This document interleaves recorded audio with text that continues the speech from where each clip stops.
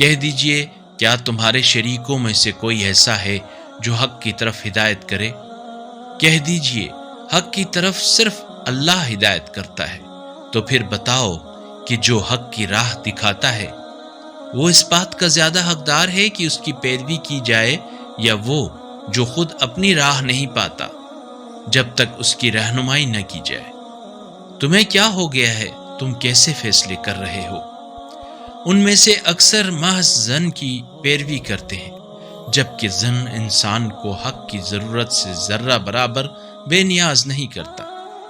اللہ ان کے اعمال سے خوب آگاہی رکھتا ہے، اور ایسا نہیں ہو سکتا کہ اس قرآن کو اللہ کے سوا کوئی اور اپنی طرف سے بنا لائے، بلکہ یہ تو اس سے پہلے جو کتاب آ چکی ہے اس کی تصدیق ہے، اور تمام آسمانی کتابوں کی تفصیل ہے۔ اس میں کوئی شبہ نہیں کہ یہ رب العالمین کی طرف سے ہے۔